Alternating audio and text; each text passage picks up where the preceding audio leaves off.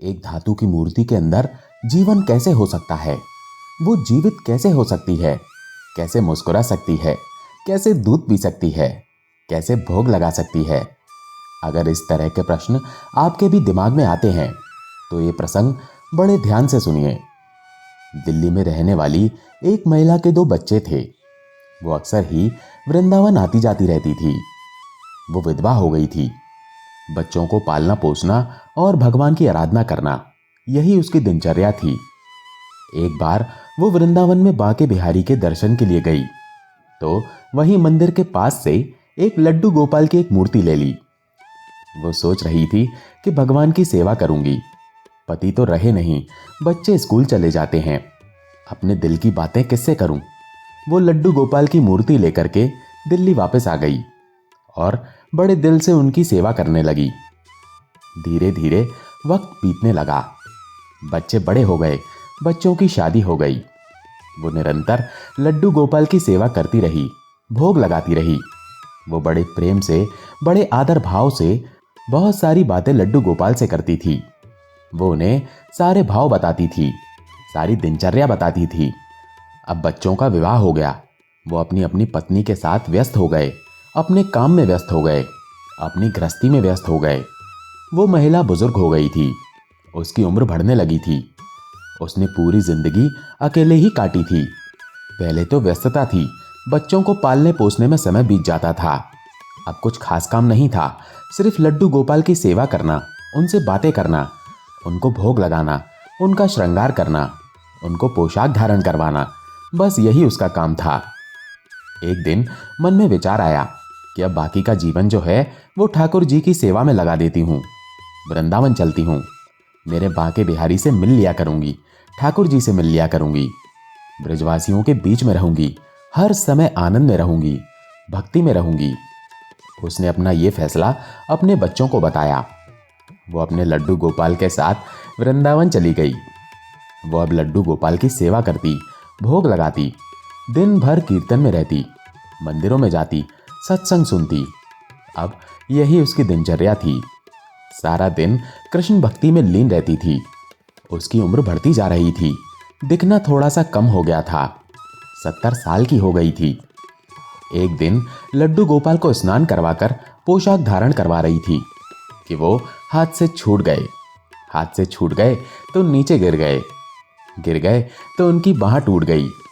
बांह टूट गई तो जैसे उस महिला की सांसें रुक गईं। इधर लड्डू गोपाल की बांह टूट गई, उधर इसकी सांस थम गई। सन्न रह गई कि ये हुआ क्या, ये गलती हुई कैसे, हाथ से कैसे छूट गई, बांह टूट गई मेरे लड्डू गोपाल की। वो रोने लगी। कुछ समझ में नहीं आ रहा था, क्या करूं क्या ना करूं। वो लड्डू गोपाल को अपनी गोद में लेकर अपनी चौखट पर बैठ गई।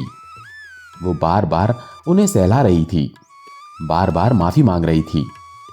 उसे रोता हुआ देखकर 1-2 ब्रजवासी आए और पूछने लगे, मैया क्या बात हुई, क्यों रो रही हो? पड़ोसी आए तो पड़ोसियों को बोली कि आज मैं अपने लड्डू गोपाल को पोशाक धारण करवा रही थी तो वो हाथ से छूट गए और उनकी बांह टूट गई। मुझसे बहुत बड़ा पाप हो गया, बहुत बड़ी गलती हो गई।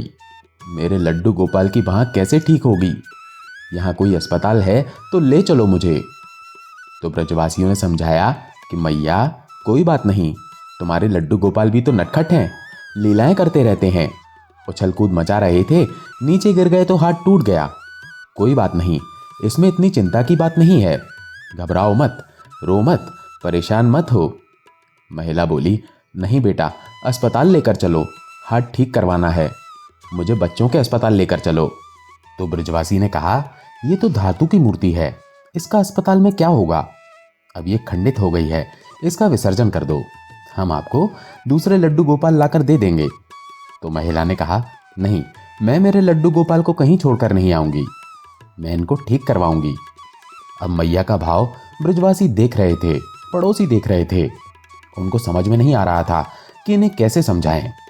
तो उनमें से एक महिला ने कहा, कोई बात नहीं, बच्चे की हड्डी है, जुड़ जाएगी, आप परेशान मत हो, महीना भर लगता है, जुड़ जाती है। उन लोगों ने सोचा कि महीने भर तक तो शांत करवाएं इन्हें, फिर धीरे धीरे आदत हो जाएगी। तो उस वृद्ध महिला ने कहा, अच्छा, महीने भर में जुड़ जाएगी? हाँ, बच्चे की हड्डी तो वैसे भी जल्दी जुड़ जाती है। बच्चा तो खेलता रहता है, गिरता पड़ता रहता है, तो हड्डियां टूट जाती हैं तो अपने आप जुड़ जाती हैं। ये सुनकर वो वृद्ध महिला बोली, तो ठीक है, मैं लेप लगा देती हूँ, मेरे लड्डू गोपाल की बांह जुड़ जाएगी। तो ब्रजवासियों ने कहा कि ठीक है मैया, लेकिन रो मत, परेशान मत हो। उन लोगों ने ये सोच के उसे सांत्वना दे दी कि धीरे धीरे इन्हें आदत हो जाएगी, अभी फिलहाल के लिए चुप हो जाएंगी, मन शांत हो जाएगा, भोजन कर लेंगी। लेकिन महिला कहाँ मानने वाली थी। महिला घर के अंदर गई, हल्दी का लेप बनाया और लड्डू गोपाल की बांह पर लगाया। अपनी साड़ी का पल्लू फाड़ा और पूरा लेप लगाकर बांह को जोड़कर साड़ी का पल्लू उस पर बांध दिया, उसे जोड़ दिया और लड्डू गोपाल को बोली, बस थोड़े से दिन की बात है, बिल्कुल ठीक हो जाओगे। मेरे माधव, बिल्कुल चिंता मत करना, बिल्कुल घबराना नहीं, बिल्कुल ठीक हो जाओगे।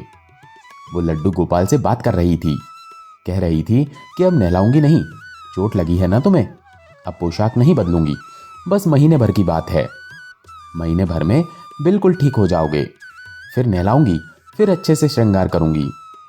वो रोज लड्डू गोपाल को भोग लगाती, पर नहलाती नहीं, पोशाक धारण नहीं करवाती। भोग लगाती, ढेर सारी बातें करती, मन बहलाती, खेलती, कुछ न कुछ करके दिखाती, ताकि लड्डू गोपाल खुश रहें, उन्हें दर्द ना हो। समय बीतने लगा, लगभग 25 दिन बीत गए। 25वां दिन था। उस दिन बुजुर्ग महिला के बेटे ने सोचा कि चलो वृंदावन हो आते हैं, माँ से मिलाते हैं, माँ से भी मिलाएंगे और बांके बिहारी के दर्शन भी कराएंगे। बेटा अपनी पत्नी के साथ वृंदावन आ गया। इधर माँ जो है वो बीमार हो गई थी, तबीयत खराब हो गई थी, 2 दिन से तबीयत खराब थी, चारपाई पर लेटी हुई थी। बेटे ने माँ को जब इस हालत में देखा तो बेटे ने कहा, माँ ये क्या हुआ। माँ बेटे की आवाज़ सुनकर बड़ी प्रसन्न हो गई, बहू को देखा, प्रसन्न हो गई, बोली, अरे बेटा कुछ नहीं, थोड़ा सा बुखार था, मौसम बदल रहा है। बोली, अच्छा हुआ तुम आ गए। बहू बोली, माँ बहुत दिन हो गए थे तुमसे मिले हुए, तुम्हें देखे हुए, इसीलिए बड़ा मन कर रहा था तुमसे मिलने का और ठाकुर जी के दर्शन करने का। तो महिला ने अपनी बहू से कहा, बेटा एक काम कर दे, सुबह से मैंने लड्डू गोपाल को भोग नहीं लगाया है, शरीर में हिम्मत नहीं है, शरीर टूटा हुआ है, तू वहां से दाल चावल लेकर जल्दी से बना दे और लड्डू गोपाल को भोग लगा दे। बहू ने कहा कि ठीक है माँ, मैं अभी लगा देती हूँ। बहू ने दाल चावल बनाए और लड्डू गोपाल को भोग लगाने लगी। भोग लगाते वक्त जब बहू ने लड्डू गोपाल की हालत देखी तो महिला को आवाज दी कि माँ ये क्या हालत बना रखी है लड्डू गोपाल की, लगता है काफी दिनों से स्नान नहीं करवाया है, पोशाक भी नहीं बदली है, और ये क्या पट्टी बांध रखी है, कैसी हालत हो गई है लड्डू गोपाल की, आप तो अच्छे से सेवा करती हो लड्डू गोपाल की। तो महिला ने बताया, बेटा पोशाक धारण करवा रही थी, तब बांह टूट गई, इसलिए पट्टी बांध रखी है, पता लगा है कि महीने भर में बच्चे की हड्डी जुड़ जाती है, तो महीने भर में हड्डी जुड़ जाएगी, इसलिए नहला नहीं रही हूं, अब महीना पूरा हो जाएगा तो नहला दूंगी, फिर से श्रृंगार करूंगी। ये बात बहू की समझ में नहीं आई। बहू को लगा कि माँ जो है उसे कैसे समझाऊं कि ये तो धातु की मूर्ति है, साक्षात थोड़ी ही है, जीवन थोड़ी ही है, ये तो भाव है अपना, हम उन्हें भोग लगाते हैं, भोजन करवाते हैं, वो थोड़े ही हैं यहाँ पर, मूर्ति ही तो है, कैसे जुड़ जाएगी भला। ये सोचकर बहू ने भोग लगाया। उसके बाद माँ को भोजन दिया तो माँ फिर कहने लगी, बेटा महीना पूरा होने वाला है, लड्डू गोपाल की बांह जुड़ जाएगी, फिर श्रृंगार करूंगी, अच्छे से नहलाऊंगी मेरे लड्डू गोपाल को, बहुत दिन हो गए नहलाए हुए। बहू को माँ के चेहरे पर एक अद्भुत विश्वास दिखाई दे रहा था। उनका प्रेम समझ में आ रहा था कि कितना अद्भुत प्रेम है, कितना सच्चा प्रेम है, कितना सरल प्रेम है कि वो ये सोचती है कि धातु की मूर्ति की बांह जो है वो टूट गई है, वो अपने आप जुड़ जाएगी। पर बहू के अंदर ये विश्वास नहीं था। जब बहू दोबारा से शाम को भोग लगाने गई तो उसके मन में एक प्रश्न उठा कि माँ की इतनी आस्था है, इतना विश्वास है, क्या सच में हो जाता है, क्या सच में बांह जुड़ जाएगी, ऐसा संभव है क्या। ये सोचकर माँ को आवाज दी और माँ से पूछा, माँ कितने दिन हो गए लड्डू गोपाल की बांह को टूटे हुए और ये पट्टी किए हुए। तो माँ ने आवाज देकर बताया, बेटा 25 दिन हो गए हैं आज। तो बहू को लगा कि आज 25 दिन हो गए हैं, यदि जुड़नी होगी तो कुछ तो जुड़ी होगी, और नहीं जुड़ी होगी तो ऐसे ही पट्टी बांध दूंगी, पट्टी खोल कर देखती हूँ।